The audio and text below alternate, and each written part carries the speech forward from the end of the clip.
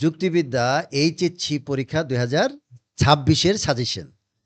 তার আগে আমরা একটা টার্গেট নিব যে আমাদের যুক্তিবিদ্যার টার্গেট কত। আমাদের টার্গেট কত? 95। যদি আমাদের 95 টার্গেট থাকে তাহলে কিন্তু আমরা কি এ প্লাস পাবো। এখন এই এ প্লাসটা একজন পাচ্ছে না কেন? কারণ হলো সে ভয় পাচ্ছে, আর ভয়ের জন্যই কিন্তু সে এ প্লাসটা পাচ্ছে না। এখন দেখো এমসিকিউ আসে কত? 30। তাহলে এমসিকিউ 30-এ 30, আর সিকিউ আসবে কয়টা? 11টি। প্রশ্নের অ্যান্সার দিতে হবে কয়টি? 60টি। তাহলে 11টির মধ্যে 60টির প্রশ্ন অ্যান্সার দিলেই কিন্তু 70 পাবো। 70 আর 30 মিলে কত? 100। আমাদের টার্গেট কত? 95। ওকে। তাহলে প্রথম অধ্যায় ধরো যুক্তিবিদ্যা কি, কলা না বিজ্ঞান না উভয়ই। তারপরে শব্দ এবং পদের মধ্যে পার্থক্য, ব্যক্তত্ব, তথ্য, আর হচ্ছে এখানে যুক্তি বাক্যার ব্যাপ্যতা।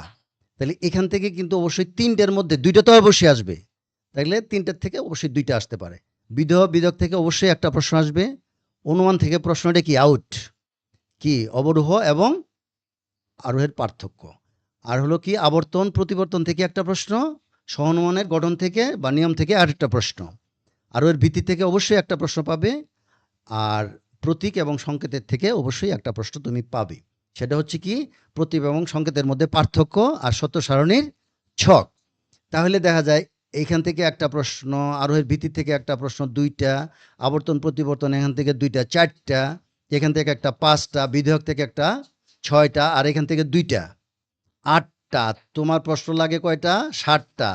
তাইলে এইভাবে যদি তুমি প্রশ্নগুলো সুন্দর করে সাজিয়ে ফেলো তাহলে অবশ্যই 7/70 তুমি পাবে এবং এমসিকিউতে তুমি 30 পাবে। তাহলে যদি টার্গেট তোমার 95 থাকে তাহলে কিন্তু তোমার এ প্লাস অবশ্যই তুমি পাবে ইনশাআল্লাহ।